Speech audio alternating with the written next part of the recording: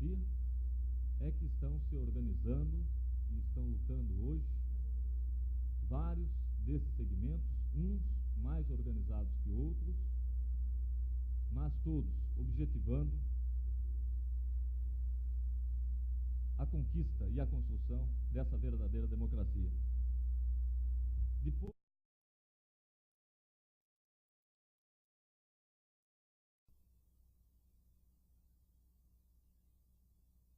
os segmentos dessa mesma sociedade. E em torno da construção dessa democracia é que estão se organizando e estão lutando hoje vários desses segmentos, uns mais organizados que outros, mas todos objetivando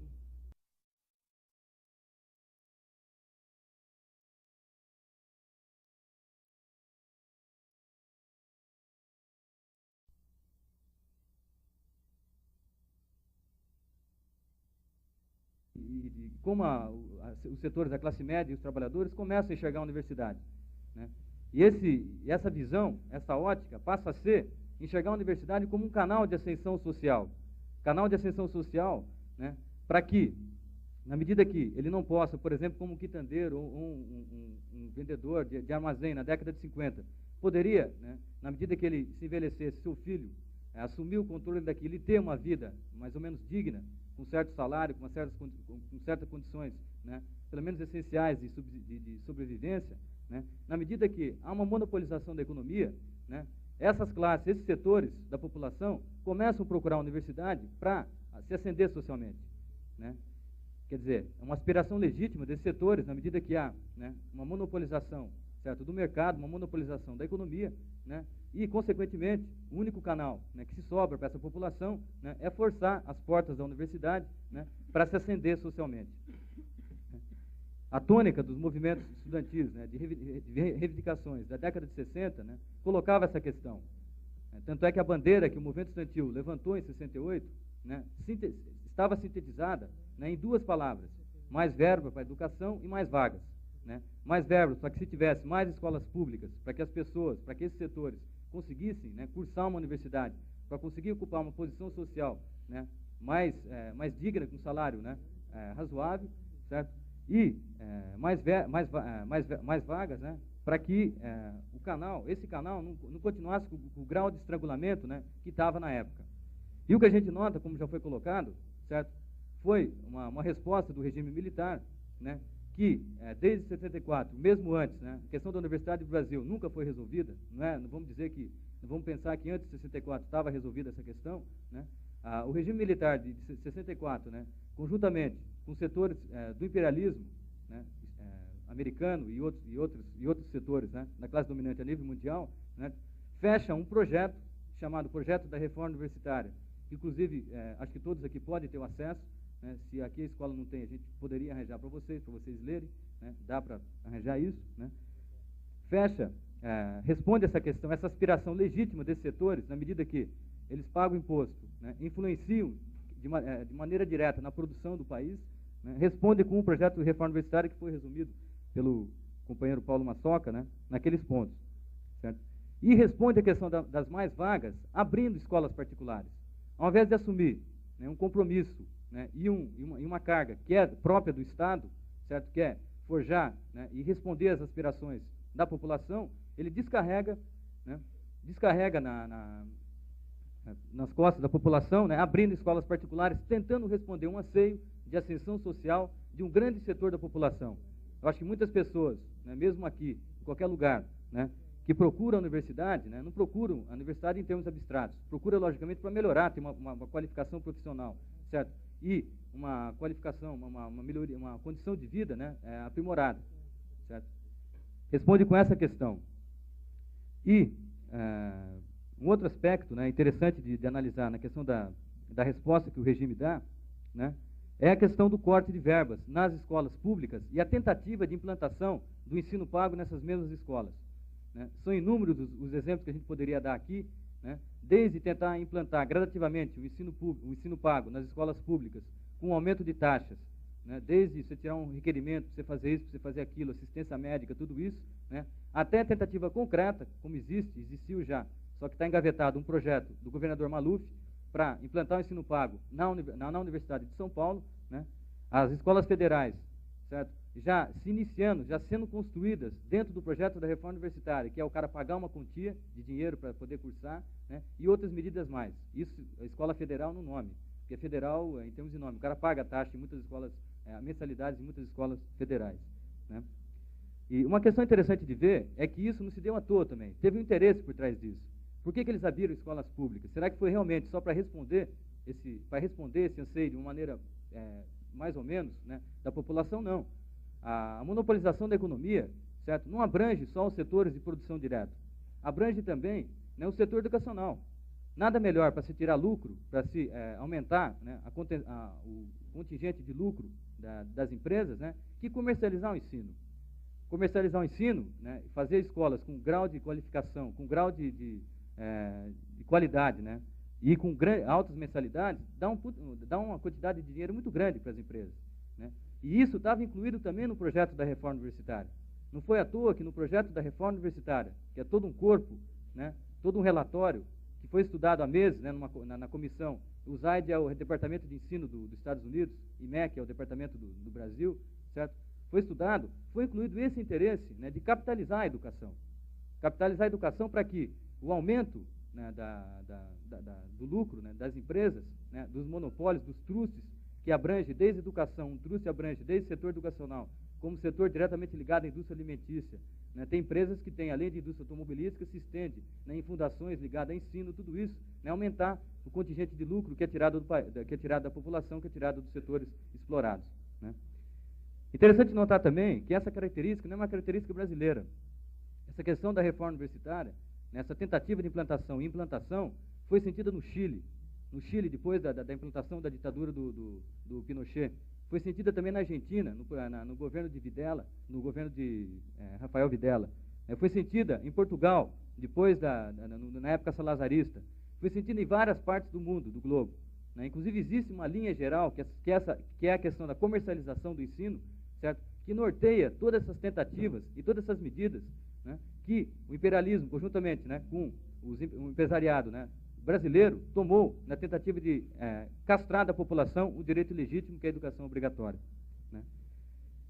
Então, essas questões, colocou para o estudantado na sua história, né, algumas questões, alguns problemas, né. Como resolver esse problema?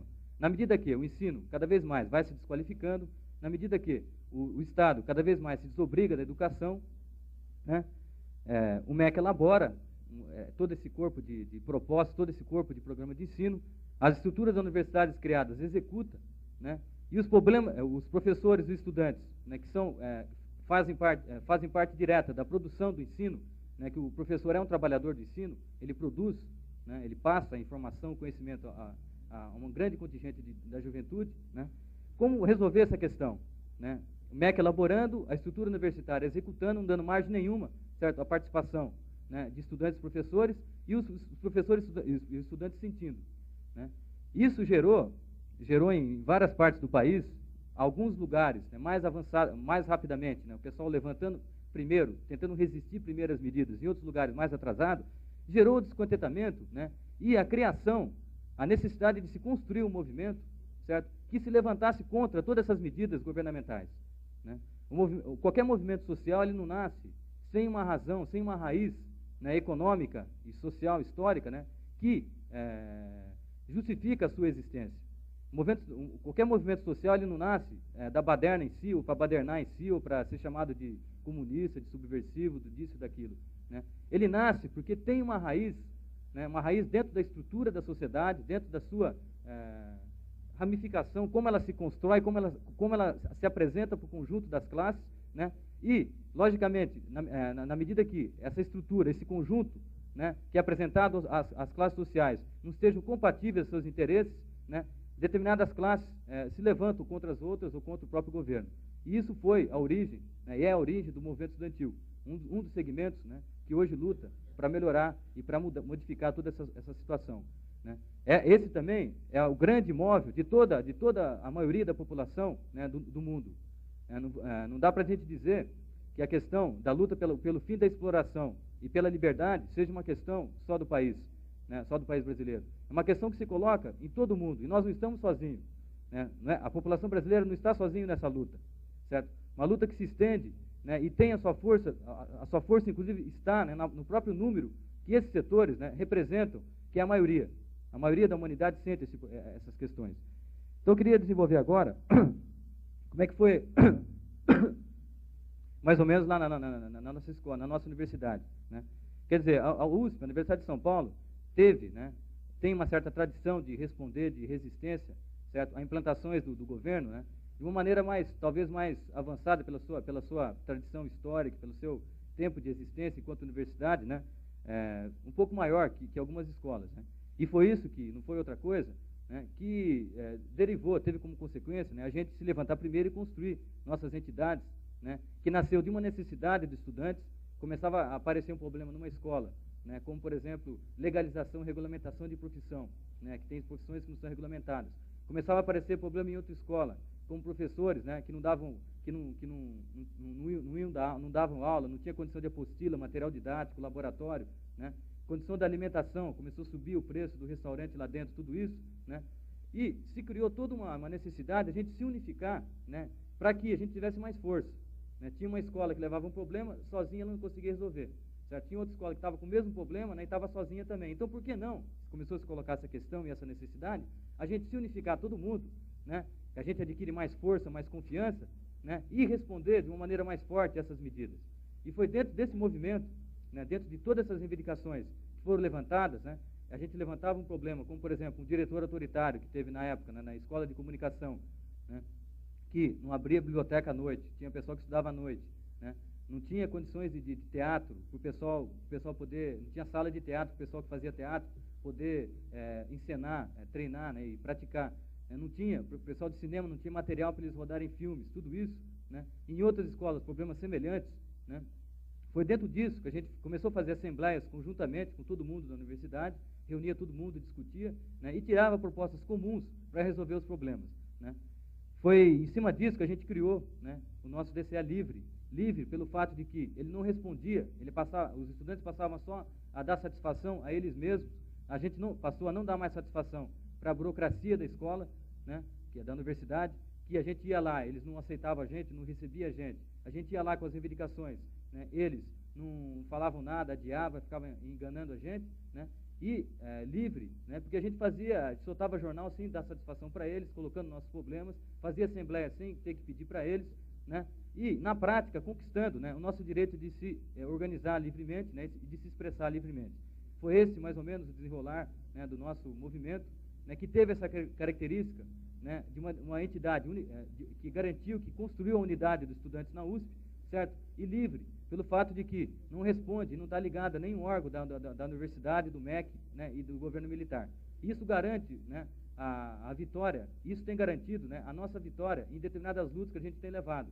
A gente não fica esperando os trâmites da burocracia para poder encaminhar um problema e discutir com o pessoal, com os estudantes. Né? Isso facilita a gente. Na medida que a gente não tem nenhum vínculo com eles, que não estão interessados em resolver essas questões, né, a gente consegue responder de uma maneira bem mais rápida, bem mais ágil, bem mais forte, todas as questões que sejam colocadas para a gente. Né? Foi esse princípio, inclusive, que norteou a criação da UEE de São Paulo, né? E está sendo esse o eixo, certo, que está norteando também a nossa União Nacional de Estudantes. Porque a luta começou a se estender em vários estados do Brasil, lutas comuns, como restaurante em vários locais, por exemplo, em Viçosa, em Curitiba, em Salvador, em São Paulo, em vários locais. Começou a se levar a questão da alimentação para os estudantes, a questão da moradia estudantil, que vai estar colocado para todos os estudantes também, né? A questão da bolsa de estudo gratuita para vários estudantes que não têm condição de cursar um curso, de frequentar um curso, né, em escolas pagas, vai nortear uma luta geral do país. Né? A questão da luta pela anuidade das escolas particulares, onde o aumento da anuidade tem sido exorbitante. Né? Enfim, uma série de lutas, né, que coloca a necessidade de a gente se unir numa mesma entidade geral, que seria a União Nacional de Estudantes, livremente, né, sem responder, sem ter nenhum vínculo com o Ministério da Educação, né, e lutar pelos nossos interesses. É isso que os trabalhadores também vão fazer, né, é isso que os professores, de uma maneira geral, estão esboçando no seu movimento, na medida que o funcionalismo público, né, e é isso que todos os setores né? É esse caminho que todos os setores estão traçando. E a gente não poderia estar numa corrente contrária, né? Na medida que a nossa luta é a luta deles também. Ensino público, por exemplo, é uma luta que interessa não só a gente, mas a toda a população, como o companheiro falou, né? Queria colocar isso inicialmente, e qualquer pergunta, qualquer coisa, podia responder. Fica aberto assim o debate em forma escrita ou falada a todo o plenário.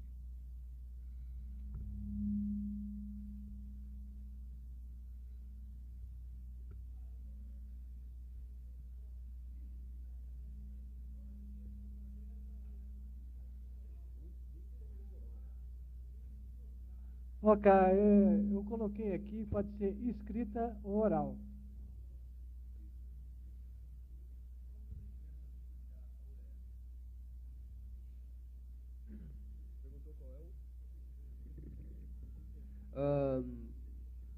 Não existe um procedimento burocrático, né? A União Estadual de Estudantes, ela visa representar, ela busca representar os estudantes do estado inteiro, né? E ela tem o acesso mais direto aos estudantes, né? É feito através dos centros acadêmicos ou dos diretórios acadêmicos. Dentro da estrutura de funcionamento da UE, né, a gente tem, por exemplo, periodicamente, reuniões onde a gente agrupa as entidades estudantis, né, os DCEs e os centros acadêmicos e diretórios acadêmicos do estado inteiro, né? A gente acredita que, a partir daí, os estudantes estão representados, né? Na medida que eles são representados pelos diretórios acadêmicos, pelos centros acadêmicos, eles estão sendo representados na UE também, né? Inclusive, quer dizer, na medida que se discutem questões na UE, né, a nível do Estado, né, existem pautas determinadas antes de cada reunião do CE, do Conselho Estadual de Entidades, né, que a gente insiste, inclusive, em que essas questões todas que vão ser discutidas, né, a nível de UE sejam debatidas anteriormente nas escolas com todos os estudantes. As reuniões todas são abertas, né. Além disso, existem os grupos de trabalho também, né. A gente tem hoje um jornal estruturado, né, existe um grupo de imprensa aberto à participação de qualquer estudante, existe o departamento cultural, o grupo cultural, né, e...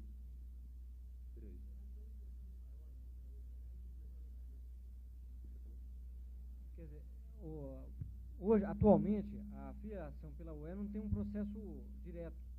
Quer dizer, na verdade, é o diretório acadêmico ou o centro acadêmico que se filia à UE. Então, qualquer participante de um diretório acadêmico ou de um centro acadêmico, se ele é afiliado ao diretório acadêmico e esse diretório participa da UE, naturalmente ele é filiado da UE. É isso. Então, no caso aqui de São José dos Campos, no início houve uma certa dificuldade, principalmente porque a UE é uma entidade nova, reconstruída, depois de 10 anos sem poder existir. Então, mas atualmente as entidades aqui de São José estão voltando a participar, começaram a participar, né? Estão indo nas reuniões que o Israel disse, que é de todos os estudantes do Estado, e lá, ao mesmo tempo que contam o que acontece aqui, dos problemas, também ouvem o que acontece em outras escolas, não é? Oportunamente, se a nossa estrutura de imprensa melhorar mais, esperamos que esse nosso jornal possa espelhar, inclusive, contar para cada estudante o que acontece no conjunto do Estado. E algum problema que esteja afetando uma escola, sempre é apoiado por todas as demais. E, ao mesmo tempo, um problema que é comum a várias escolas, também é levado em conjunto, levado coordenado. Como é o caso, por exemplo, da luta dos residentes, que eu me referi. É uma luta que tem várias escolas. Como está afetando várias escolas de medicina, está sendo levado um negócio conjunto, é uma coordenação. A diretoria da UE atua junto com os diretórios acadêmicos, com os estudantes das escolas, e vão ao MEC, vão às autoridades, e vão reivindicar os direitos dos estudantes. E além disso também a gente tem buscado implementar reuniões a nível de região, né? A gente tem o estado dividido em regiões e tem buscado implementar e tentar inclusive desenvolver uma dinâmica comum, né, conjunta, dentro de uma determinada região. Existe previsto dentro da UE uma regional do Vale do Paraíba, né? Só mais recentemente que as entidades do Vale do Paraíba, os centros acadêmicos, os diretórios, né, têm chegado até a UE. A gente tem tido um contato um pouco mais estreito, né? Inclusive a gente já iniciou esse processo de reuniões a nível regional do Vale do Paraíba. Inclusive, existe uma reunião marcada já para esse dia, próximo dia 17. Vai ser aqui em São José dos Campos, né, às 8 horas da noite.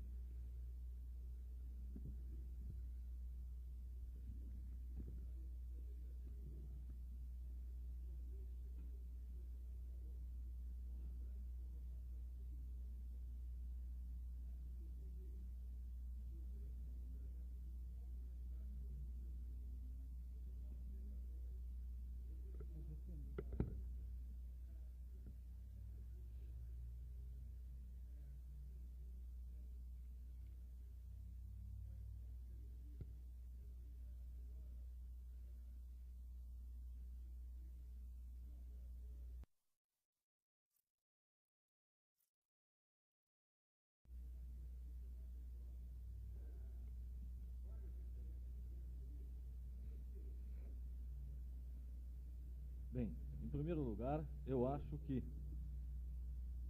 não deve haver qualquer preconceito com relação à política, porque mesmo quando a gente não quer se envolver com política, muitas vezes a política acaba se envolvendo com a gente. A questão do ensino, não só em nossa cidade, como em nosso estado e nosso país, é fundamentalmente uma questão política também, né? E a solução só pode ser encaminhada através de decisões políticas. A minha presença especificamente aqui é graças a um convite que me foi formulado e eu estou aqui, certo? Em apoio, evidentemente, solidário, evidentemente, com a necessidade de organização dos estudantes, não só a nível de escolas, como a nível de município, estado e até do nosso país. Então, eu acredito que, inclusive, a minha colocação feita aqui foi no sentido dessa necessidade da organização do movimento estudantil, né? E todas as demais colocações não fugiram à tônica política, evidentemente.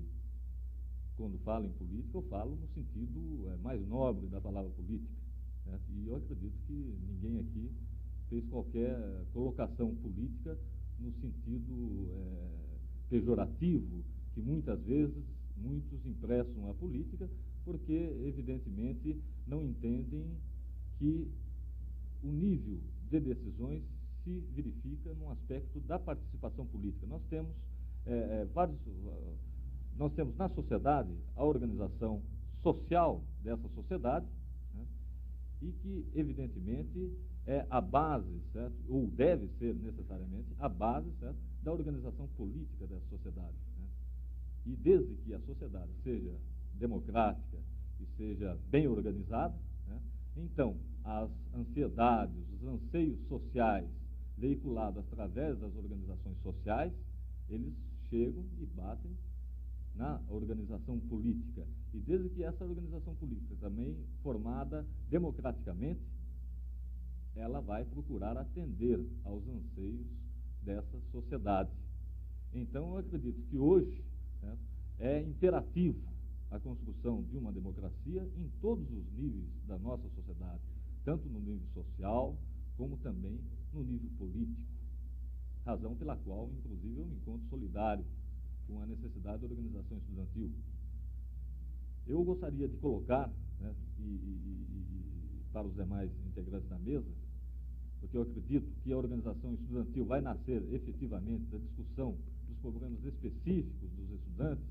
Há necessidade disso, quer dizer, essa construção da organização estudantil só se pode ser verificada concretamente através da discussão efetiva de problemas específicos dos estudantes.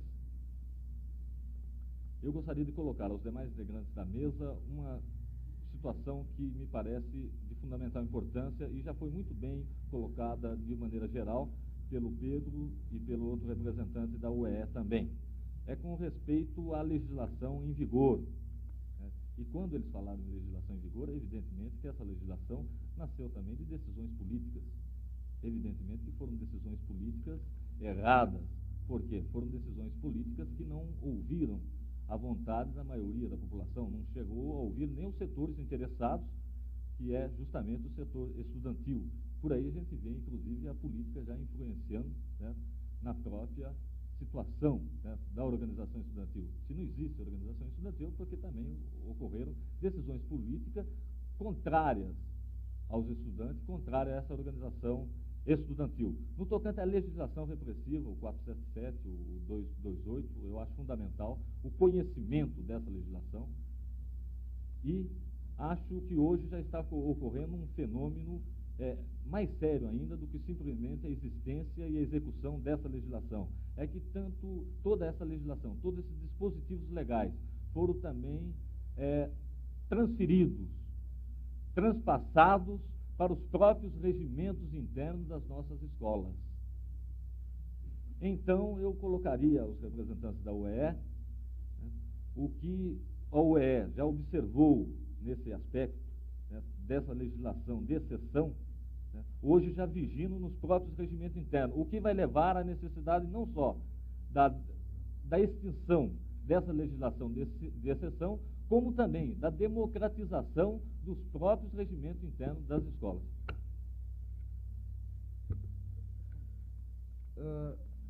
inclusive, as duas questões estão ligadas, né? A pergunta que foi feita ali atrás com essa questão da legislação.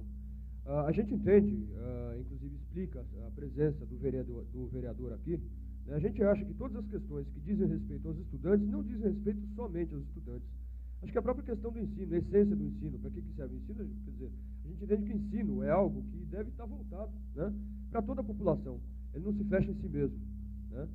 E a gente vê, inclusive, na medida em que a gente vai discutir as questões ditas, né, só nossas, né, as questões de ensino, ou outras questões mais gerais, a gente se esbarra com questões políticas, né? Desde uma questão de um aumento de preço de restaurante, né, até uma questão de um currículo, né, até a questão de falta de verbas, até a questão de um professor autoritário, de um professor sem condições didáticas, né? Tudo isso aí a gente entende que são questões políticas. Na medida que a gente se propõe a resolver essas questões, né, fazendo valer os nossos interesses, a gente se esbarra com uma série de questões, né, como a dificuldade da gente se organizar, como uma série de regimentos, né, internos às universidades, ou leis, como o Decreto-Lei 477, ou outros regimentos, né, que impedem, que visam impedir a não organização da gente, né. Todas as vezes que a gente busca, né, defender os nossos interesses, se unir os estudantes de uma escola, de uma universidade, do país, né, a gente se esbarra com questões políticas, né. A gente entende que todas as questões, né, de ensino, né, e todas as questões que dizem respeito aos estudantes são questões políticas. A gente acha, inclusive, que existe um conceito muito errado de política, né. A política é vista como uma coisa ou de partido, ou então de minorias subversivas, ou, quer dizer, coisas que se tenta colocar por aí. Ou se colocar a política como coisa de profissional, né. A gente entende que não, eu pediria para acabar. A gente acha que a política é uma questão que a gente está discutindo, e está em contato com ela, sabendo ou não, querendo ou não, diariamente, na nossa vida diária, né? Diariamente a gente está em contato com questões políticas, né? O próprio fato da gente hoje estar brigando para reconstruir a Uni, né? O próprio fato da gente ter brigado para reconstruir um centro acadêmico, né? O fato da gente ter que brigar quando a gente não aceita um professor e se esbarra, né, com toda estrutura autoritária dentro da universidade, dentro de uma escola, remete a questões políticas que a gente tem que resolver também, né? E a gente considera que, para isso, a gente deve buscar o apoio com todos os setores, inclusive com vereadores, com deputados, com professores, né, com funcionários públicos, com todos os setores, na medida que essas questões aí também interessam para eles, dizem mais respeito a nós, estudantes, mas também interessam a toda a população, e a gente deve buscar, né, o apoio de todos os setores sociais. Da mesma forma como também quando a gente é requisitado a dar apoio a outros setores, na medida que a gente considere uma luta justa, a gente dá o nosso apoio. A gente considera justa, por exemplo, a reivindicação dos funcionários públicos. A gente está buscando dar esse apoio, formando fundos de greve, tentando respaldar a greve, né? A gente considerou justa a luta que os metalúrgicos estavam levando em São Bernardo do Campo. Fomos chamados a dar o apoio para eles também, né? Fizemos o que pudemos também. E isso daí traz questões, quer dizer, que levam a gente a buscar o apoio, né, dos outros setores, né? Com relação às questões da legislação, quer dizer, se fala muito em 477, em 228 e tudo mais, agora a gente vê que todas, como o vereador colocou, né, a gente vê que hoje o 477 ele não é mais aplicado, né?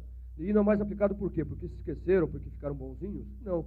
Quer dizer, os estudantes passaram a responder à aplicação do 477, né? Passaram a não aceitar mais a aplicação do 477, né? E, só para explicar um pouco melhor o que o 477 coloca, né? É um regimento que tem lá uma série de itens, né, que prevê que o estudante, quer dizer, todos os membros da comunidade universitária, o professor, o estudante, o funcionário, não devem se envolver em qualquer atividade extracurricular, né? Quer dizer, basicamente é isso daí é tudo explicitado. Agora, quer dizer, a gente acha que isso daí está errado, né? Para começar, o que são atividades extracurriculares? A gente acha que é uma atividade curricular, e pode ser uma atividade curricular, a gente discutir, por exemplo, o nosso currículo, coisa que é negada para a gente, né? Quer dizer, no fim, atividades curriculares é entendido da forma como eles querem entender. Atividades curriculares é aquele negócio, é você sentar na sala, né, ouvir o que o professor tem a dizer, sem questionar, inclusive, né, e pronto, né, e receber aquilo lá e aceitar do jeito como é dado. A gente acha que isso está errado, né? E o 477 ele vem no sentido, né, justamente de impedir o debate dentro das universidades, de impedir, né, que se questione o ensino, que se questione a forma de poder dentro das escolas, dentro da universidade, né? Agora, a gente vê que o 477 ele não é mais aplicado, justamente porque os estudantes passaram a responder o 477, passaram a não aceitar mais, né, através de muitos movimentos que a gente fez, particularmente na Universidade de São Paulo, em 1976, né, pouco antes da criação do 75, né, a gente se levantou contra a aplicação do 477, né, e a gente vê que hoje também, apesar do 477 não ser aplicado, dentro de cada regimento interno de escola, né, dentro de cada regulamento dentro das escolas, existem medidas tão ou mais autoritárias, né, que visam também a a impedir a livre organização. Um exemplo, né, um exemplo bem recente, na Escola de Geologia da Universidade de São Paulo, há 2 semanas atrás, pouco antes da greve, né, um estudante levantou, né, e questionou a pergunta, fez uma pergunta ao professor, né, relativa à matéria que está dando na lousa. Quer dizer, o cara não gostou da pergunta, o professor não gostou da pergunta, é refratário a perguntas, inclusive, porque é um mau professor, não quer ser questionado, e aplicou o regimento interno em cima do aluno. Né? Tentou aplicar, a gente está lutando lá contra isso aí. Né? Acho que isso daí é um exemplo, inclusive, de como questões políticas, né, ditas políticas, aí, como questão de repressão e tudo mais, estão intervindo, inclusive dentro da sala de aula, né, dentro do próprio conteúdo do ensino que a gente está recebendo. Eu acho que a pergunta foi plenamente respondida, né? Eu queria responder uma questão. Eu acho importante, perguntas desse tipo, a gente tentar descrever com alguma experiência, né, e desenvolver essa experiência. Né, porque senão fica uma colocação abstrata, genérica, e realmente não embasada em cima de uma experiência real, concreta, né, que no fundo é a própria realidade. Certo? Eu queria me atender o seguinte, ó, é correto, né, uma entidade estudantil que não leva as reivindicações que interessam aos estudantes, né, não é uma entidade estudantil. O que define, o que dá a ela, né, o caráter de uma entidade estudantil é justamente, né, o papel que ela deve cumprir, né, que é de levar as reivindicações, os anseios, os problemas, né, que estão colocados para os estudantes. Certo? Uma entidade que não faz isso, certo, não pode ser considerada uma entidade estudantil. Esse é ponto pacífico, inclusive eu acho que é isso que define, né, isso que dá a razão de ser a existência das entidades estudantis que foram criadas, né, que foram construídas. Mas se coloca um problema, na medida que uma entidade capitaneia uma luta, quer dizer, ela tenta dirigir uma luta, tenta trazer no seu interior os estudantes afetados por aquela medida, por exemplo, um aumento de anuidades, por exemplo, pagamento de DPs, como existe em várias escolas de São Paulo, né? O aluno paga DP e não tem aula gratuita, ou está fazendo um laboratório e não tem o seu material. Na medida que a entidade capitaneia esse movimento e tenta desenvolvê-lo, primeiramente, por exemplo, com um abaixo-assinado, exigindo para a administração da escola a aceitação, a satisfação daquela reivindicação ou coisa desse tipo, certo? Na medida que esse movimento se desenvolve e se realiza, né, ele entra em confronto a um outro movimento que foi colocado em várias colocações, que é o movimento da administração e da política educacional do governo, do Ministério da Educação e Cultura, que é não satisfazer essas reivindicações. Se as reivindicações não tivessem colocadas, o movimento não existiria, logicamente. Se as unidades não fossem aumentadas, logicamente não existiria um desenvolvimento de um movimento para resolver essa questão, capitaneada pela entidade. Né? Então, na medida que esses dois movimentos se realizam, né, chega um momento que eles entram em choque. Chega um momento que você vai lá na administração da escola, conversa com o diretor, passa nos estudantes um abaixo-assinado, certo? Tenta fazer uma discussão chamando os professores, a administração da escola, para esclarecer o assunto.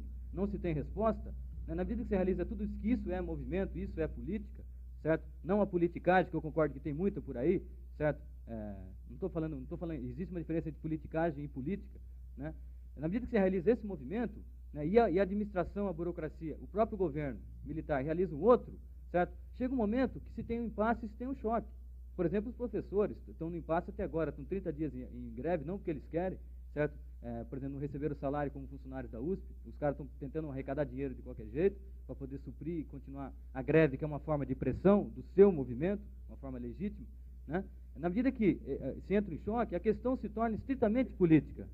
Estritamente política. Aí se coloca a questão, vamos ver quem é mais forte. Não tem outra resposta.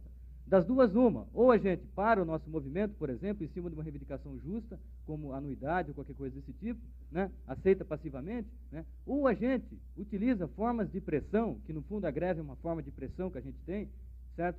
Para resolver o impasse.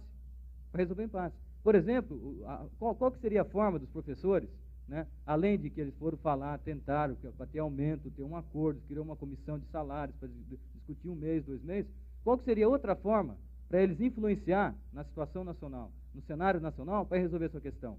Certo? Esgotaram todas as questões, passaram abaixo-assinados, fizeram uma série de coisas. O que eles poderiam fazer mais?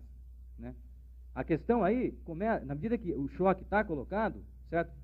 O ponto político, o realce, né, o perfil político da questão, começa a aparecer em tona. Né? Isso acontece também no movimento estudantil. Por exemplo, a gente, no caso da USP, quando levou a luta pelo restaurante, eles subiram 67% a alimentação, né? No mesmo ano que o custo de vida tinha subido 40%, né? A gente tentou, fizemos um abaixo-assinado, fomos lá, conversamos, às vezes não recebeu a gente, fizemos uma concentração em frente à reitoria para exigir dele uma resposta, o que ele achava desse aumento, o que ele não achava. Ele jogou para o governador naquela época, o Paulo Egídio, certo? O Paulo Egídio jogou de novo para ele, e a gente esperando, fazendo tudo isso. Chegou um momento que a única forma, os dois caminhos estavam colocados para a gente. Ou a gente parava a luta e aceitava passivamente e comia sob protesto, pagando o preço, que é um protesto, é uma questão moral, ficaria só numa pressão moral, ou a gente efetivamente, né, parava de assistir aula, por exemplo, fazendo uma greve. Ou a gente tentava buscar o apoio de outros setores, certo? Extrapolando os muros da universidade e pedindo apoio à população, certo? Aí aos outros setores sociais, né? Então a questão não pode ser tida, inclusive uma posição apolítica, também é uma posição política. Na medida que o impasse está colocado, por exemplo, esgotou o diálogo, certo? Ou você parte para uma forma de pressão mais concreta, ou você acaba o movimento. Se você tem uma visão apolítica, bom, acabou o diálogo, certo? E vão parar o movimento, você está tendo uma posição política, que é o quê? De não resolver o problema, certo? E continuar como está, que é também um pronunciamento político, certo? Então, acho que essa dicotomia, inclusive, acho que foi alimentada, devido a gente não ter uma sociedade onde o debate se extrapole para todo segmento, para toda a população, né? Acho que a gente tem um certo receio da palavra política, né? Ela teve uma deformação com as politicagens, com todas as demagogias que estavam colocadas por aí, né? Quer dizer, eu queria falar essa questão. Eu gostaria me parece que o companheiro lá não está, evidentemente, muito satisfeito, pelo menos demonstrou isso, que não estava, talvez, muito satisfeito com as respostas aqui dadas. Não, eu gostaria de primeiro fazer uma indagação a você. Bem, em primeiro lugar, certo, não haveria necessidade de dizer também que o homem é um animal político, né? Isso aí é até, eu acho, o óbvio diante de uma plateia estudantil, evidentemente, que conhece Aristóteles, né?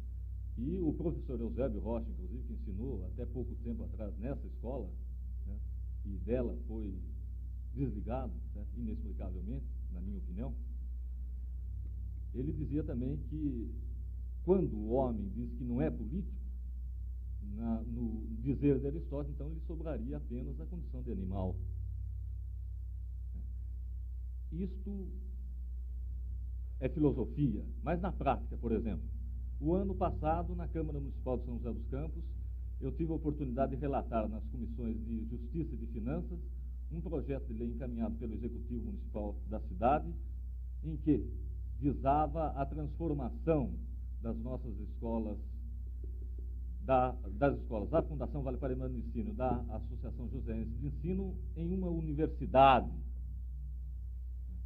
Simplesmente um projeto, através de um projeto, eles queriam a transformação dessas escolas em universidade.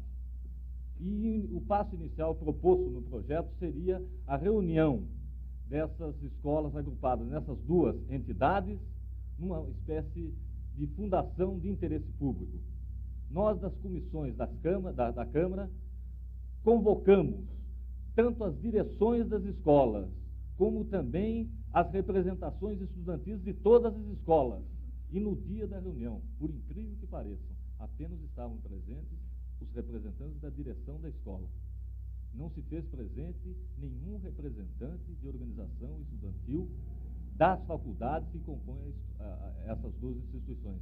Então eu pergunto, o que está faltando? O que está acontecendo de errado nesse processo? Inclusive a minha presença hoje aqui também tem esse sentido de perguntar a vocês por que vocês não se fizeram presentes naquela oportunidade. Será que a decisão para se criar uma universidade em São José dos Campos é uma decisão que só deve ser tomada baseada na opinião da direção das escolas, ou mesmo na opinião do prefeito, ou na opinião dos vereadores? Ou essa criação também interessa aos estudantes de São José dos Campos que estão vivendo hoje sob a Fundação Vale Paraibana de Ensino, sob a Associação Joseense de Ensino, enfim, estão vivendo hoje dentro dessas faculdades mantidas por essas instituições? O que está acontecendo? Talvez você possa me responder.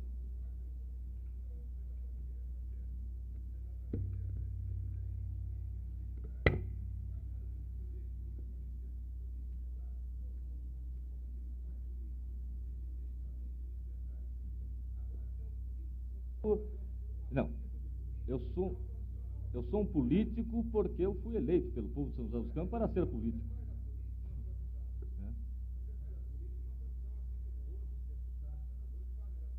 Não, eu não faço política em oposição porque amanhã ou depois eu posso não ser reeleito, certo?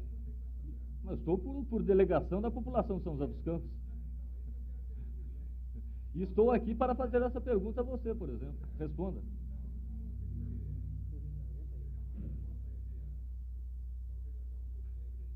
Não, agressivo eu acredito que é a filosofia do Aristóteles, né?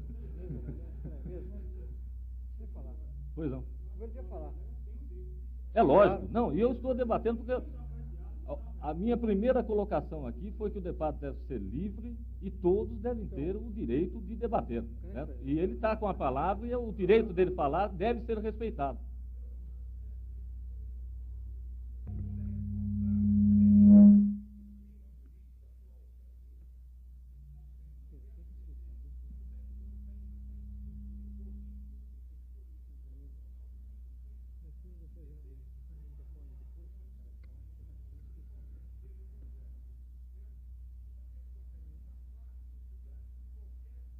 O problema da colocação do estudante apoiando o trabalhador. Né? Eu acho que, evidentemente, quer dizer, o estudante ele não deve discutir, vamos dizer assim, decidir, certo, pelos trabalhadores. Certo? Ele deve discutir e decidir sobre os seus problemas, sobre os seus problemas específicos. Ele é, eventualmente, trabalhador quando estudante e trabalhador ao mesmo tempo. Então, ele vive o problema estudantil e também vive o problema trabalhista. Quer dizer, agora, enquanto categoria, porque o estudante não é classe, certo? É um episódio, certo, na vida de toda pessoa, certo? Ele não é uma classe, certo? Ele é uma categoria, um segmento da sociedade, certo? Então, enquanto esse segmento da sociedade, certo, ele deve, evidentemente, decidir sobre os seus problemas específicos. Isso não eliminando a possibilidade, evidentemente, dele, para a solução dos seus problemas, vir também a ser apoiado por outros segmentos da sociedade em sua luta específica, e unindo a sua luta por uma luta maior, que é a luta de todos os segmentos da sociedade, que é a luta por democracia, porque se não existir, e se nós não conseguirmos construir uma democracia, não haverá luta de segmento nenhum da sociedade possível, como os 15 anos que estamos vivendo, certo? Demonstram enfaticamente isto. Certo?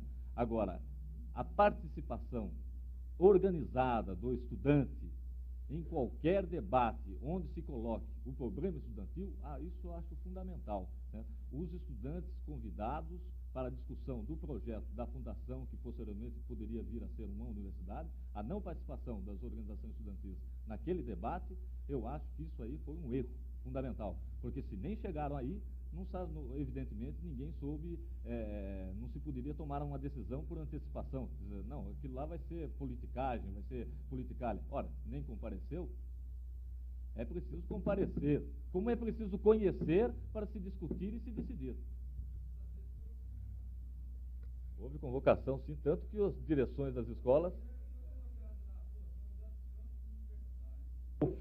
Foi enviado um ofício da Câmara Municipal de São José dos Campos a todos os diretórios acadêmicos das escolas da Fundação Vale Paraibano de Ensino e da Associação Joseense de Ensino. Exato. Podia... Sabe o que seria importante ver também, vereador? Eu acho que é o seguinte, eu acho que da parte dos DEAs aqui de São José, eu acho que não é uma omissão premeditada. Não é. Eu acho que, por exemplo, na verdade, o que a gente pode ver, pode ter havido um esforço, por exemplo, do seu e de outros vereadores, no sentido de contratar estudantes. Mas, inclusive, do jeito que está a situação atualmente, o próprio contato que existe, o isolamento que existe mesmo, né? Mesmo quando tem oportunidade de um debate entre, por exemplo, a gente participar de um debate como esse, não existe. Na maioria das vezes, inclusive, nós não somos convidados. As coisas são decididas lá em cima. A gente não é convidado. A gente tem que bater na porta, arrombar a porta para poder falar. Mas essa é a regra. Nossa, essa é a regra. Né? Em Santos, ultimamente, aconteceu alguma coisa semelhante a isso que você está se referindo. Eles queriam fazer uma universidade municipal paga, uma unidade tal. Não foram aqui convidar estudante, nada. Nem falaram nada. Os estudantes descobriram. Lá no jornal da cidade, descobriram. Então, o que aconteceu? Os diretórios acadêmicos da cidade né, que se reuniam constantemente, não só para discutir aquele problema, se reuniam sempre, porque os estudantes de uma cidade sempre têm coisas em comum a ser levadas. Sejam questões, por exemplo, a parte cultural da cidade, intercâmbio cultural entre as várias escolas, tem um grupo de teatro num, um cineclube em outra escola, seja relação à integração mesmo esportiva, seja questões a problemas de ensino comum nas suas escolas, ou exigir a sua participação na comunidade. Tem problema de transporte de ônibus para as escolas. Quem pode falar pelos estudantes? Tem que ser os próprios estudantes, reunidos nas suas entidades. Então, lá em Santos, que existia uma organização, uma reunião dos diretórios que se reuniam constantemente, que é inclusive a regional da União Estadual dos Estudantes, lá em Santos, e quando souberam do fato, imediatamente entrou em pauta o assunto. E fizeram uma comissão de todos os diretórios acadêmicos, engrossada pelo conjunto de estudantes. Foram 200 pessoas para galerias da Câmara, encheram lá a Câmara, levaram faixas, foram falar com cada vereador, do MDB, inclusive, cobrando, olha, o MDB tem que ser contra o governo, entendeu? Esse negócio de botar a universidade municipal paga, esse negócio não é no nosso interesse. Tem que botar um projeto aí para trazer uma universidade pública aqui para Santos, que lá, inclusive, não tem nenhuma. E pressionaram daqui, faixa, infalação, e foram lá, e encheram as galerias, e o projeto gorou, não foi para frente. Foi reprovado, o projeto do executivo lá, do interventor lá em Santos. Eu estou contando esse exemplo aqui para mostrar também o seguinte: não é questão da má vontade dos estudantes em participar. O nosso povo nunca teve má vontade em participar. O que aconteceu, sim, eu acho que é que, inclusive, foi uma repressão tão grande sobre a gente, que às vezes, inclusive, a gente tem que notar isso, né? Muitas vezes a gente está até, vamos dizer assim, educado, entre aspas, à subserviência. Tem cara mesmo que muitos colegas da gente que acham assim, não, eu reivindicar meu direito é subversão. Isso não é subversão. Quem é subversivo é o governo, que subverte a ordem legítima. Quem é subversivo é o governo, que estragou com o ensino, estragou com...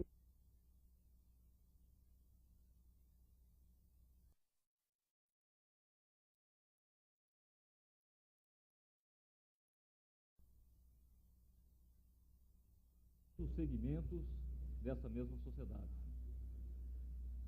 E, em torno da construção dessa democracia, é que estão se organizando e estão lutando hoje vários desses segmentos, uns mais organizados que outros, mas todos objetivando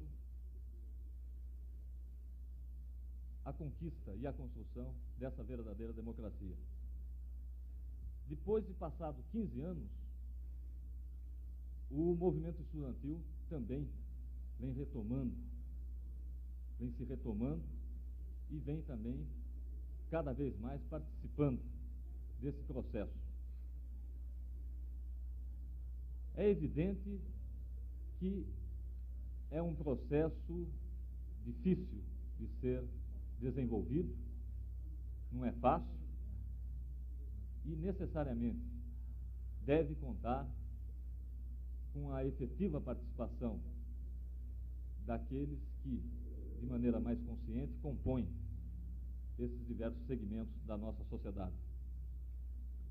Eu gostaria, inclusive, de poder abordar aqui, nesse debate, o que eu acho também fundamental, é que, depois de 15 anos de abstinência, não venhamos a cometer os mesmos erros que se cometeu no passado. Porque é evidente, já houve um movimento estudantil muito forte em nosso país, mas ele veio a sucumbir praticamente, não só em virtude da forte repressão que sobre ele se abateu, como se abateu sobre todos os demais segmentos da nossa sociedade, segmentos organizados da sociedade, mas também em virtude de alguns erros e desacertos que ocorreram em meio ao desenvolvimento do movimento estudantil. Então há necessidade, fundamentalmente, para que se parta para a organização efetiva do segmento da nossa sociedade, representado pelos estudantes, de se estabelecer um debate em que todos tenham possibilidades de participar da maneira mais franca, aberta e livre possível, e todas as questões sejam colocadas e não haja, de espécie alguma, qualquer restrição à participação nesse debate, que seja efetivamente um debate livre, onde todos possam participar, seja de que posição política for, e, evidentemente, sem qualquer preconceito contra este ou aquele. Somente através do estabelecimento de um processo democrático, a partir da própria formulação de propostas concretas para a organização do movimento estudantil, é que se efetivamente estará se evitando erros e se caminhando para a frente para a participação maior do estudante na construção da verdadeira democracia, que acredito seja o objetivo de todos os que se encontram hoje aqui. Eu gostaria de deixar simplesmente essa colocação inicialmente, porque também se encontram presentes elementos que hoje já participam deste início de luta pela organização do movimento estudantil, não só nas escolas, mas também nos municípios, nos estados e mesmo na nação brasileira. Lembro também da necessidade efetiva desse movimento estudantil chegar a se organizar de tal maneira que ele possa reconquistar o seu direito de se estabelecer, inclusive a nível nacional, conseguindo de volta, inclusive, o seu patrimônio que foi tomado, que é o prédio da União Nacional dos Estudantes. Existe, inclusive, um patrimônio constituído pelo movimento estudantil brasileiro, que foi tomado ao movimento estudantil brasileiro e que precisa ser reconquistado. É no caminho dessa reconquista é que se vai processar a organização desse movimento e que se efetivamente se estará participando com os demais segmentos da nossa sociedade da construção dessa verdadeira democracia. Eu acredito que, com essa colocação inicial, eu me posiciono nesse debate e gostaria de ouvir agora os demais que se colocam nessa mesa, principalmente aqueles que hoje já participam efetivamente da construção de entidades estudantis que estejam voltadas por essa organização do movimento estudantil. Vamos passar agora a palavra para o representante da União Estadual dos Estudantes, Paulo Massoca.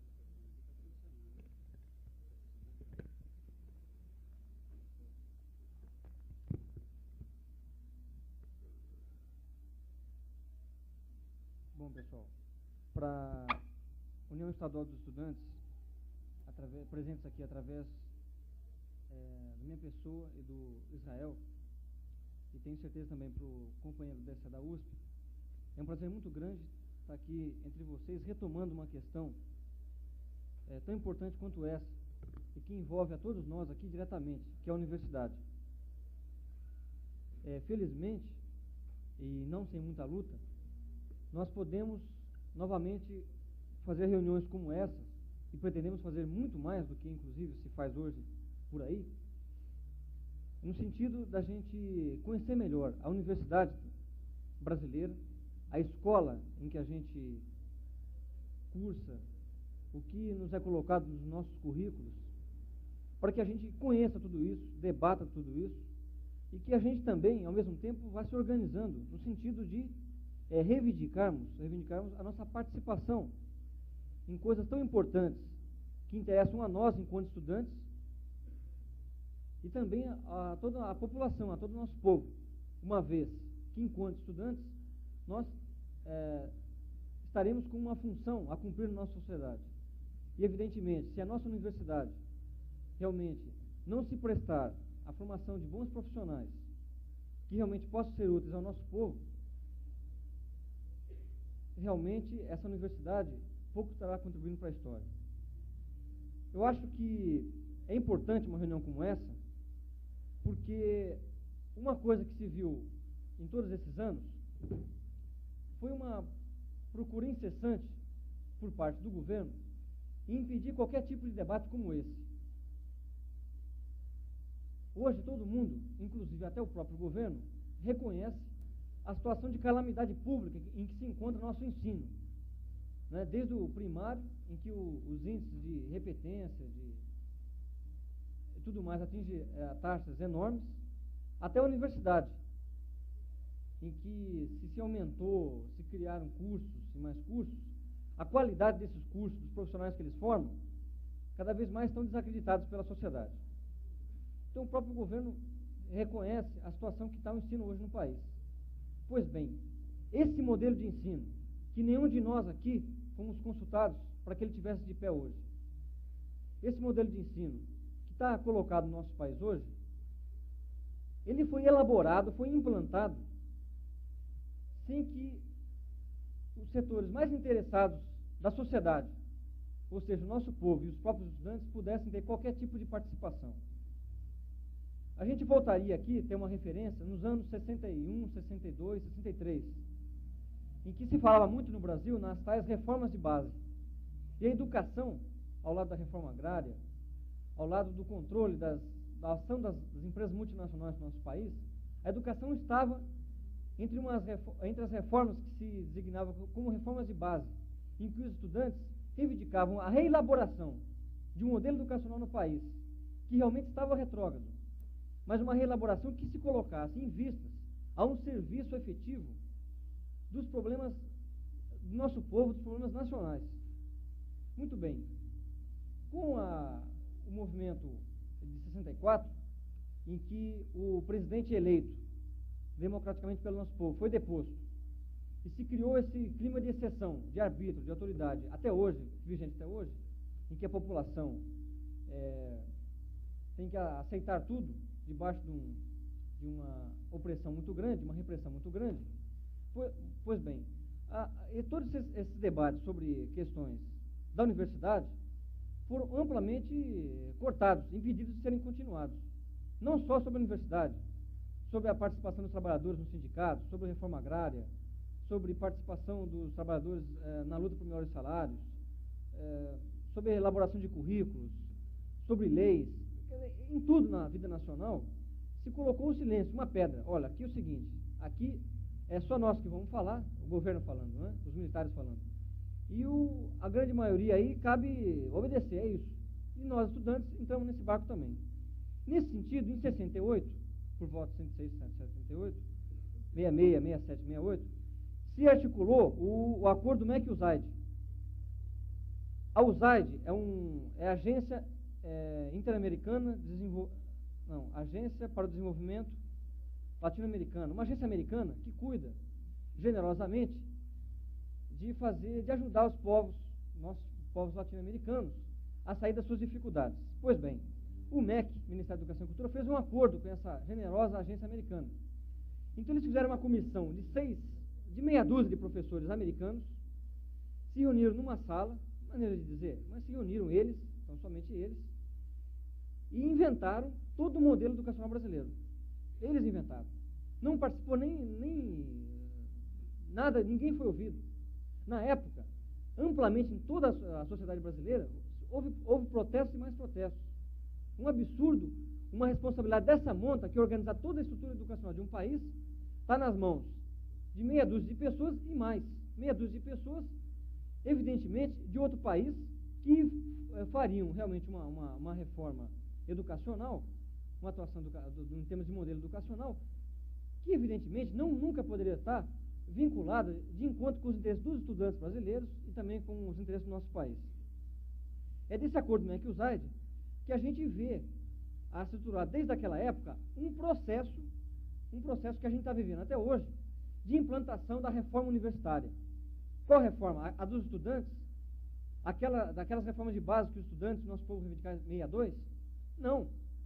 A reforma do governo. A reforma que tinha como objetivo algumas coisas bastante claras. Né? Primeira coisa bastante clara era permitir que todo o nosso currículo, a nossa estrutura educacional superior às universidades, estivessem bastante ligadas, bastante subservientes a todo o processo que as multinacionais e as grandes empresas fariam aqui no nosso país. Teriam invadido o nosso país criariam um mercado, teriam que ter toda uma infraestrutura em termos de técnicos, de engenheiros, que pudessem permitir com que essas indústrias multinacionais e as grandes empresas nacionais associadas pudessem vir aqui se implantar e criar a indústria automobilística, a indústria de eletrodomésticos e assim por diante. Então, o que se fez foi o seguinte: em termos de modelo econômico do nosso país, se privilegiou o quê? O crescimento do nosso país no sentido de fazer, de incentivar toda uma indústria, todo o desenvolvimento, no sentido de criação de um mercado de trabalho bastante restrito a uma parcela da população. Então se colocou como prioridade indústrias automobilísticas, eletrodomésticos, televisão, agora televisão a cores, e assim por diante. Enquanto que os grandes e principais problemas que deviam ser colocados como prioritários, que eram problemas que abrangiam a maioria da população, tá certo? Nesse tempo todo aí, em termos do nosso projeto econômico, não foram atacados. A universidade sofreu os reflexos, na nossa reforma universitária, desse tipo de prioridade. Em que sentido? Que sentido seguinte?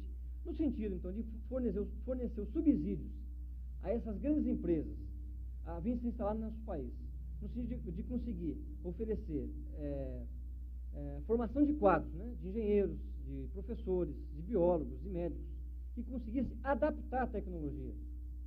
Quer dizer, adaptar a tecnologia criada nos outros países para que ela pudesse ser feita aqui no nosso país. Né? Então, todo o nosso currículo teve toda uma constituição que hoje a gente verifica que está muito afastada dos interesses, dos problemas do nosso país. Então, o que a gente verifica hoje é o seguinte, que o nosso país, nós conseguimos aumentar nosso parque industrial, conseguimos formar bastante profissionais, mas os nossos profissionais, inclusive, nós temos que reconhecer hoje, estão com uma dificuldade bastante grande, não são capazes de se constituir enquanto elementos que consigam diagnosticar e dar resultantes, dar resultados, soluções para os problemas que estão colocados para nós, para o nosso país. Porque durante toda a sua formação, a nossa universidade faz o quê? Simplesmente é quase técnico de nível superior. São profissionais com formação principalmente para adaptar o que já está pronto, já vem pronto lá de fora, com um pacote. Aqui no nosso país, inclusive, se gosta muito de pacotes. Então, em termos de tecnologia, também é isso que aconteceu no nosso país. Então, um currículo, em primeiro lugar, afastado da nossa realidade objetiva, e segundo, em termos de formação profissional mesmo, uma formação profissional muito aquém de formar um cara capaz de realizar transformações, produzir ciência. É isso que a gente verifica. Que os professores universitários, que da época, inclusive, discordavam dessa tônica da reforma universitária, o que aconteceu com esses professores? Foram expulsos do país. Temos eminentes professores, como o professor físico Mário Schember, por exemplo, que foi aposentado compulsoriamente. Educadores como Paulo Freire, que foram mandados embora do nosso país, né, e que agora estão servindo a outros povos. Tá certo? O professor Fernando Henrique Cardoso também, sociólogo, que foi candidato a senador nas últimas eleições, foi aposentado compulsoriamente. Outros presos, outros perseguidos. E assim por diante. Tanto que há um movimento muito forte hoje na nossa universidade, no sentido de conseguir anistia para todos esses profissionais, né, que também dentro da universidade foram perseguidos. Por quê? Porque não quiseram ficar calados de ver tanto crimes cometidos contra a cultura do nosso país, contra a educação do nosso país. Então vejamos bem, essa foi uma característica marcante dentro dessa reforma universitária. O afastamento, o alienamento da universidade em relação aos seus princípios básicos, que é conseguir dar para a nossa sociedade condições de ciência, de ela conseguir dar solução para os problemas que afetam a maioria da nossa população. Então, o que a gente vê hoje? A gente vê o seguinte, nos cursos de medicina, se formam muitos médicos, mas o que a gente verifica, por exemplo, que a tendência principal das nossas escolas de medicina é principalizar a formação de pessoas especialistas em operações plásticas, problemas cardíacos, operações caríssimas, transplantes. Não que seja errado pesquisar isso, que não seja um problema, mas, evidentemente, é só para esse tipo de especialidade que se dá a prioridade. As grandes doenças endêmicas, o saneamento básico, barriga d'água, um médico realmente, um médico médio, que pudesse realmente ajudar a maioria da população, esse médico não é privilegiado no nosso currículo de medicina. Mesma coisa na engenharia. Na engenharia, em que a gente tem um currículo, eu faço engenharia, o Pedro também faz engenharia, em que a gente vê os nossos currículos, por exemplo, o cara sai capaz, ou teoricamente capaz, de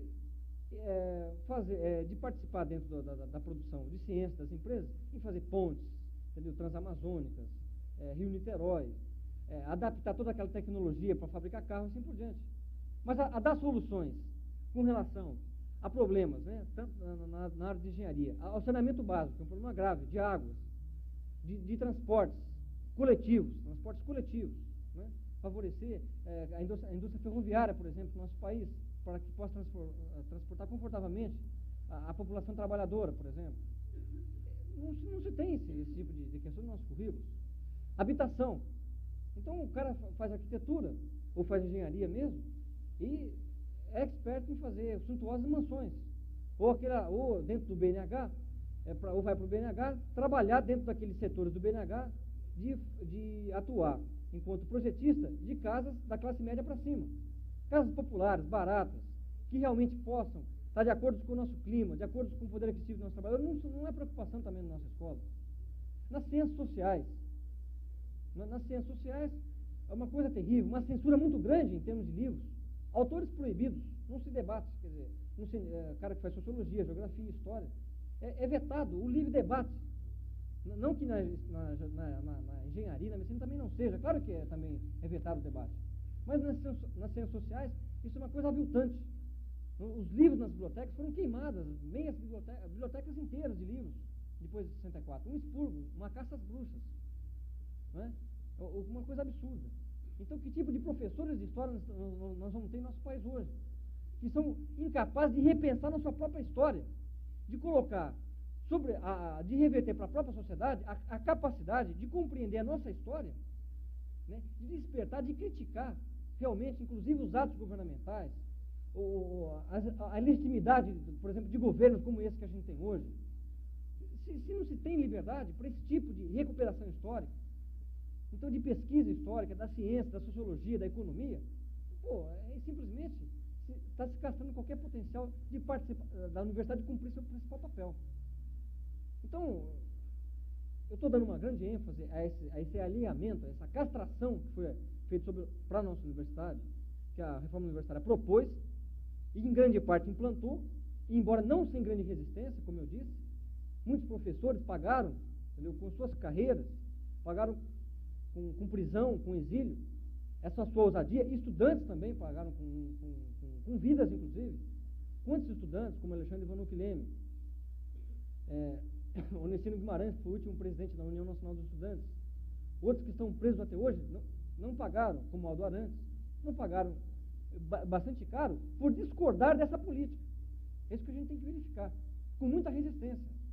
Mas, com armas na mão, com tudo isso na mão, conseguiram fazer muito estrago. Muito estrago. A implantação da reforma universitária pode ser considerada um grande estrago para a cultura nacional, para os estudantes, para o nosso povo.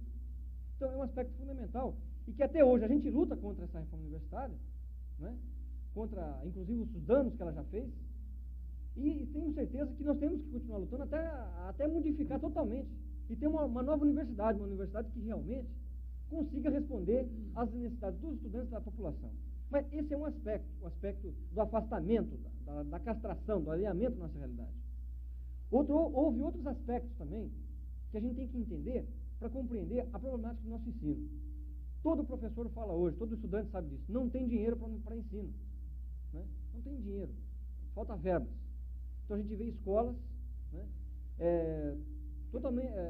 as escolas públicas, que antigamente era tônica, estão acabando, estão virando uma ilha, porque são escolas pagas. Aqui a escola paga.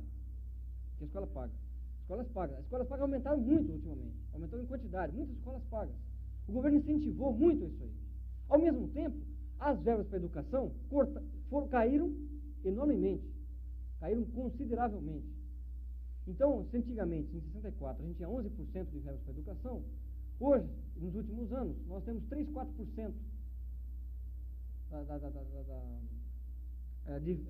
do orçamento brasileiro, do Estado, para a educação, 3, 4%. Nós estamos num dos últimos lugares da América Latina, com relação à dotação orçamentária para a educação. Então, o governo foi cortando o que ele fez com transportes, com saneamento, quer dizer, com todos aqueles serviços que a maioria da população seria beneficiada, né? Foi cortando verbas para isso, jogando para onde? Jogando para tanto subsídio para a instalação de grandes empresas que vieram aqui para sugar lucro, explorar o trabalhador e assim por diante, como também para as Forças Armadas. Foi para isso que foi o orçamento nacional, o orçamento do Estado. E foi cortando da onde? De todos esses setores, inclusive a educação. Então, o corte de verbas para a educação é uma segunda característica que tem a reforma universitária, uma característica marcante. Se tirou a verba para a educação. O dinheiro que o cidadão paga em termos de imposto, que deveria ser revertido para nós, em termos de escola, saneamento, não tem isso. E se teve uma política de criar escolas pagas. E escolas pagas com taxas cada vez mais altas. Mais altas. Escolas que se transformaram em verdadeiras fontes de lucro, verdadeiras empresas mesmo, para essas fundações, assim por diante.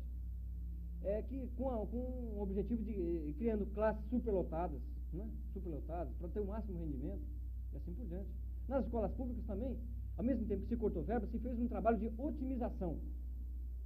Claro que em prejuízo do ensino. Então, se você vê, por exemplo, em escolas como a Politécnica da USP, um professor dando aula para 150, 200 pessoas, 100 pessoas, um absurdo, em termos de didática, isso aí. Laboratórios, aulas de laboratório são cortadas. Não, para que laboratório? Gente precisa de laboratório, vamos cortar laboratório. Em vez de dar 2 laboratórios, vou dar um só. Um microscópio para 3, 4 pessoas ficarem observando. Essas coisas desse tipo. Então, o corte de verbas foi piorando, sim, mas estarrecedoramente, as condições materiais de se estudar no nosso país. E jogando sobre os próprios estudantes nas escolas públicas, cobrando taxas. Algumas já cobrando anuidades, tem algumas universidades federais que cobram anuidades.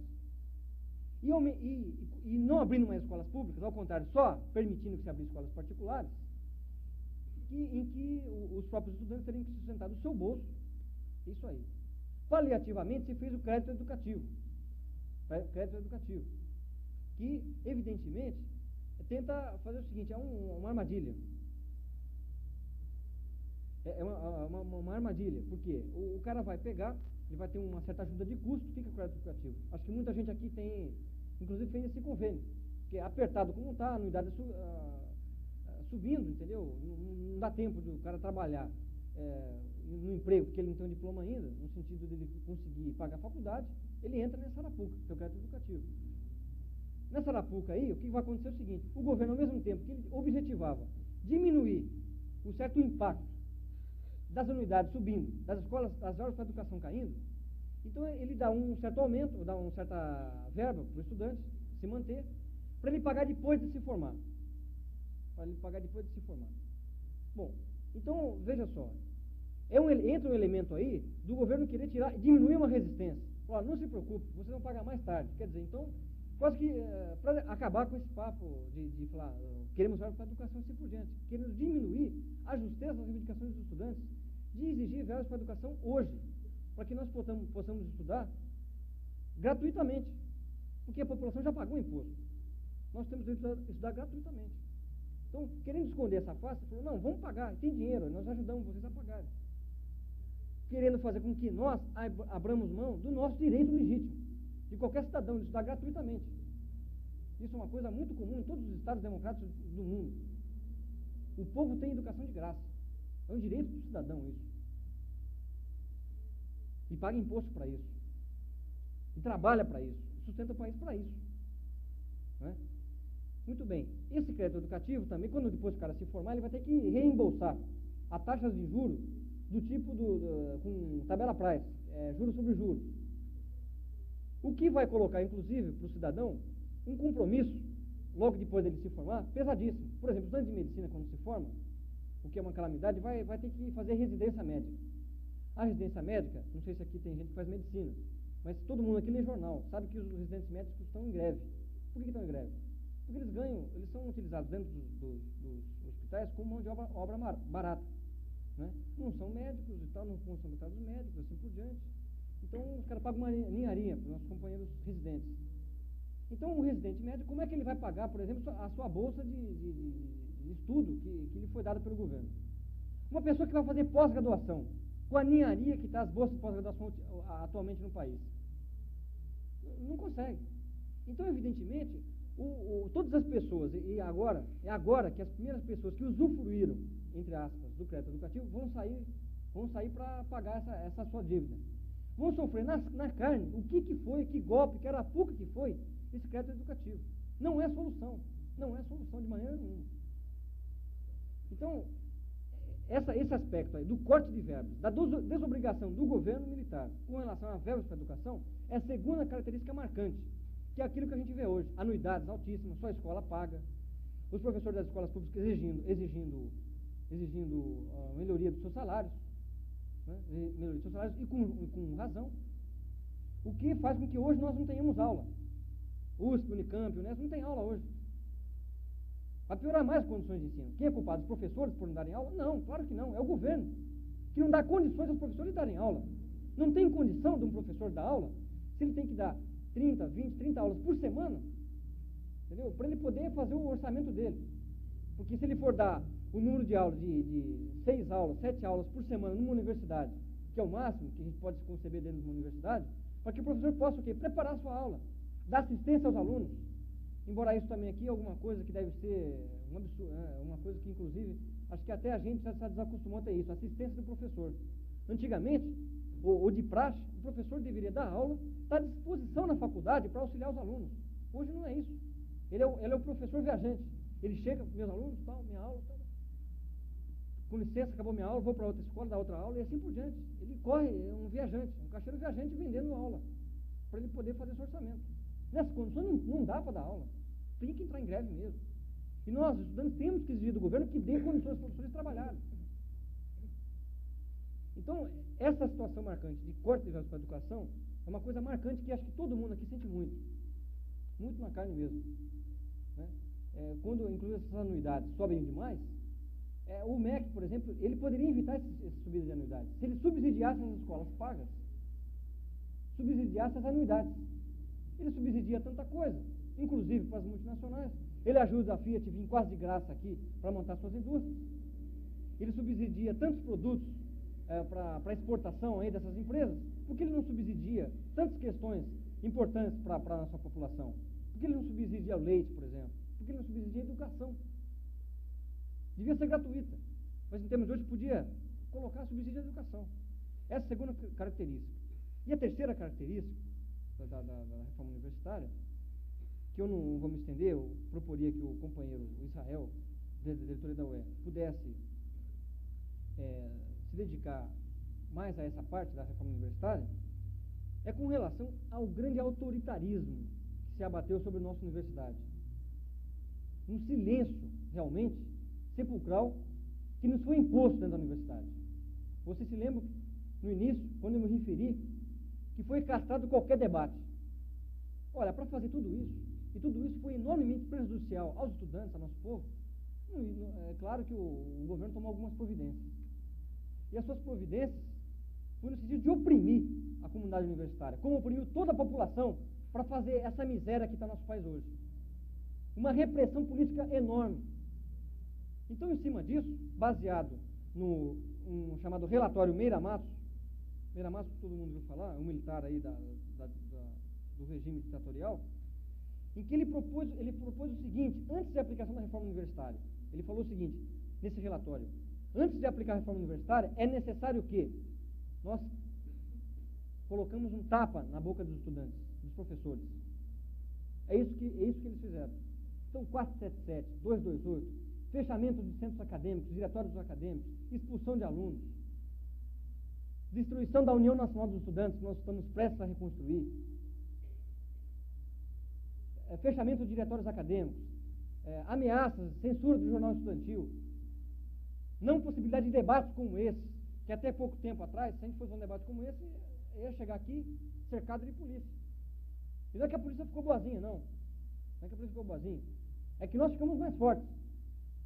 Porque todo aquele clima de divisão que a repressão política impôs no nosso país, de dividir cada setor um do outro, de cada cidadão um do outro, aquele medo, inclusive das pessoas se conversarem, você não sabia se o companheiro do lado é um cara do SNI, do DOPS, não é? Essa questão toda é uma questão muito presente na universidade. Então, a terceira característica é esse tapa que se tentou colocar a ferro e fogo sobre os estudantes.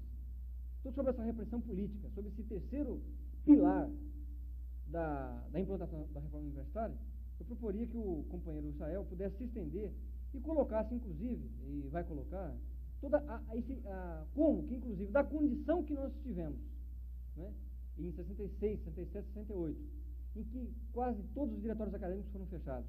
A UNE foi destruída. As UES foram fechadas. A primeira UE que foi reaberta foi a de São Paulo. Foi a primeira. Os nossos dirigentes presos, assim por diante.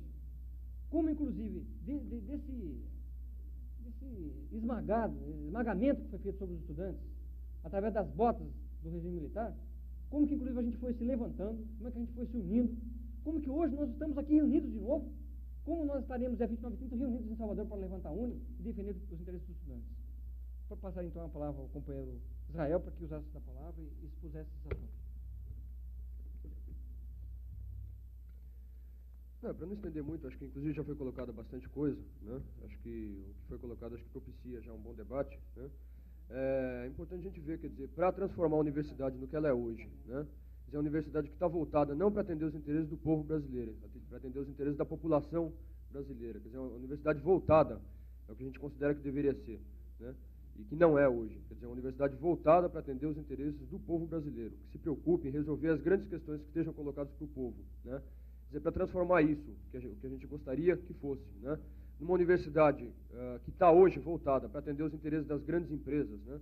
Para atender os interesses de uma minoria, naturalmente que foi preciso instaurar todo um terror, né? E destruir toda a organização que os estudantes tinham, né?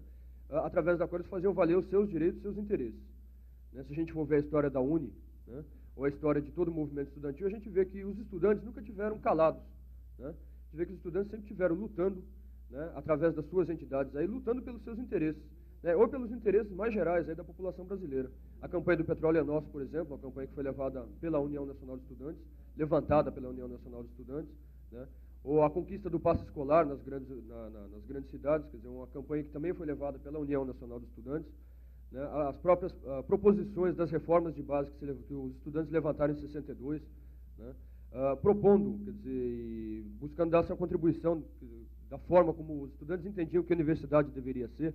Quer dizer, tudo isso aí, todas as reivindicações que os estudantes faziam, né, e a própria organização que a gente tinha, né, até 64 ou até 68, isso aí tudo atrapalhava os planos do governo em implantar um ensino voltado para os interesses das minorias, né, ou de implantar o seu projeto para a educação. Quer dizer, a partir de 64 que a gente vê uma enorme onda repressiva aí sobre o movimento estudantil. A UNE fechada, invadida no dia 1º de abril, né, no dia 2 de abril, com a sede sendo invadida, queimada, né, os dirigentes sendo perseguidos. A gente vê a partir de 64, quer dizer, a UNE sendo colocada na ilegalidade.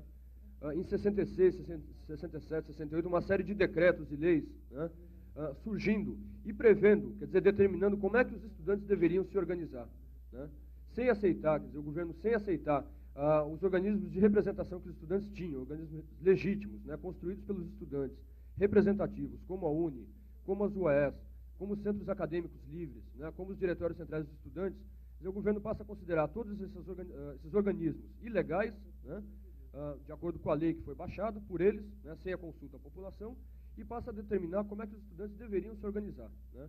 E além, quer dizer, de determinar como os estudantes deveriam se organizar, ainda se criou uma série de outros regimentos, dos quais acho que o mais famoso de todos é o Decreto-Lei 477, né, para impedir que realmente os estudantes tirassem da cabeça qualquer ideia de luta, né, de organização, de defesa dos seus interesses, né. A gente vê que isso aí hoje em dia ainda continua, né, em vigência.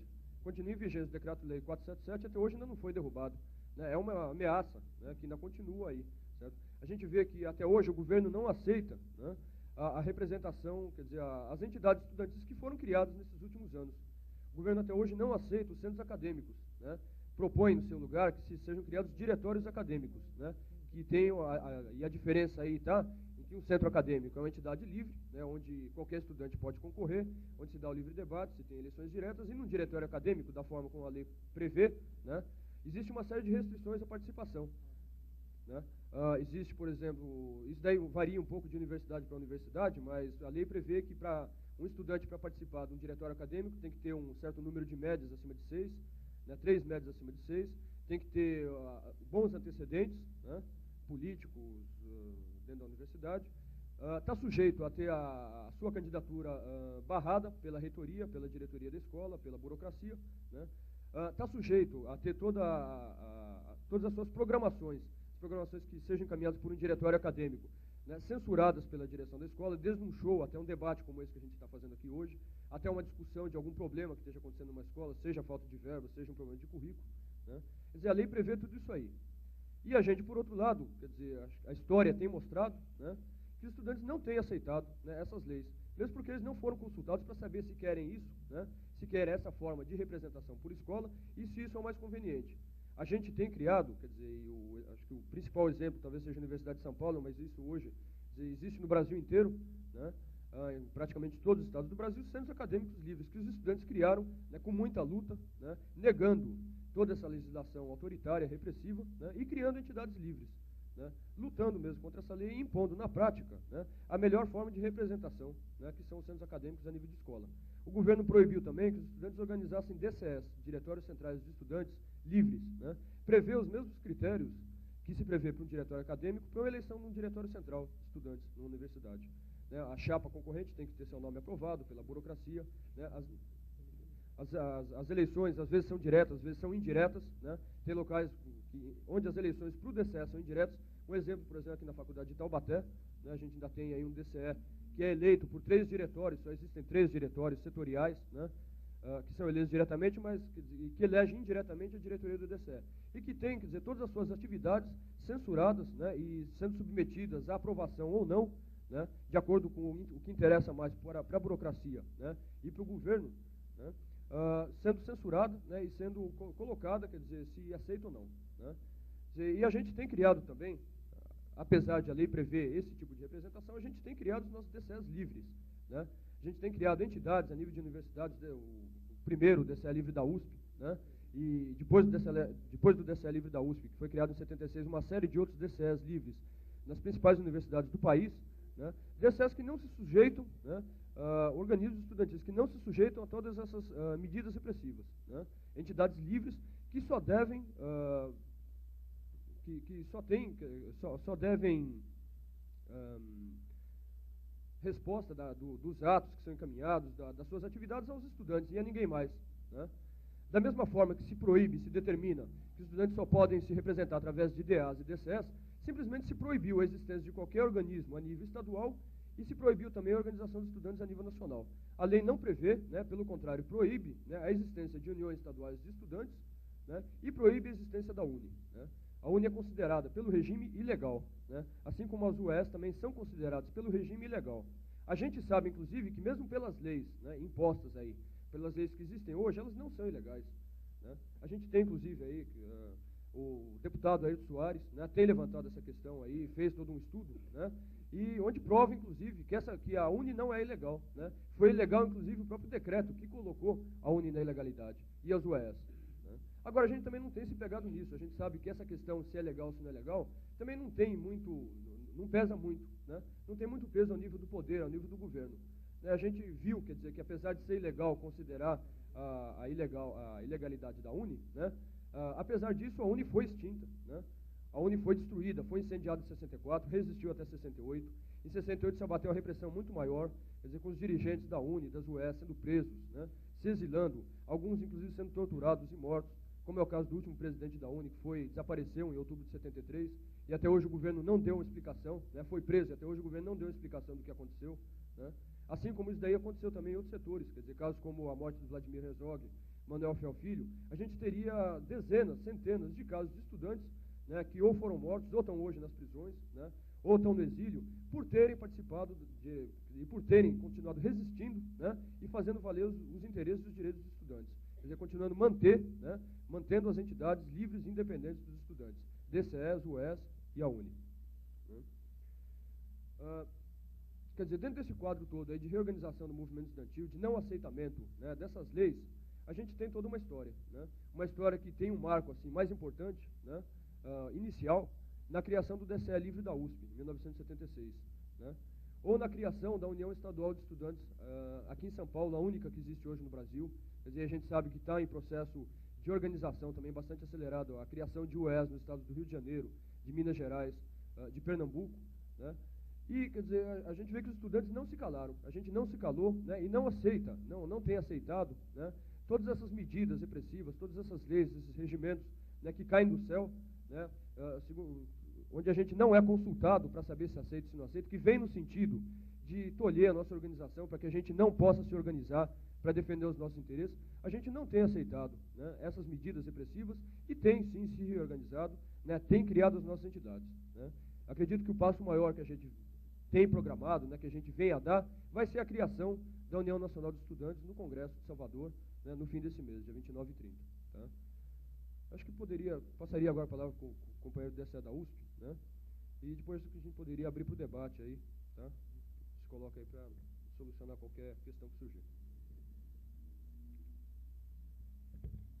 Bom, muitas coisas já foram levantadas aqui, na questão histórica do papel da universidade, né, no Brasil.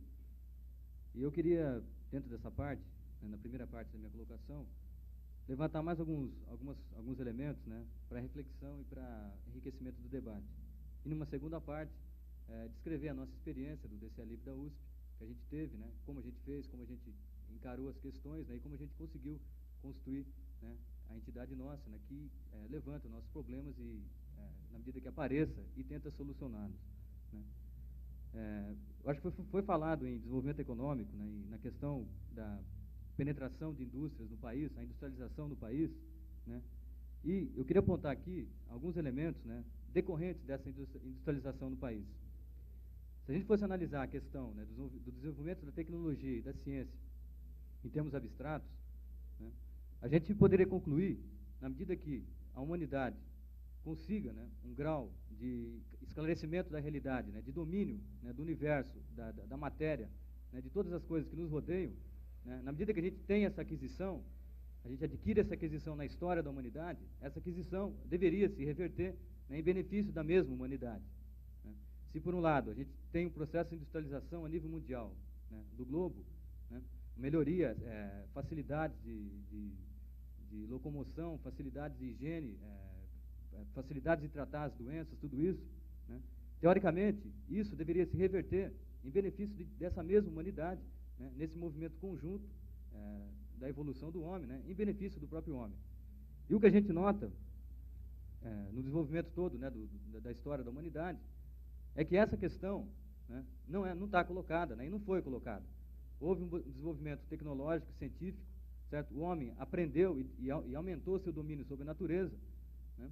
Isso não reverteu num benefício para toda, ou a maioria, né, da população. E essa questão vai ser sentida, né, e vai influenciar o papel que a universidade, né, a posição que a universidade vai começar a ocupar, né, nesse processo histórico. Por exemplo, se na década de 30, na década de 20, né, a universidade era encarada, né, simplesmente como um canal para algumas pessoas, né, geralmente ligada, né, à classe dominante, à classe de elite, certo? Algumas pessoas para forjar seus dirigentes, na medida que, a partir da década de 50, passa a haver um processo de industrialização no país, passa a haver, né, um estrangulamento do canal de ascensão social para a grande maioria da população, pequeno proprietário, classe média,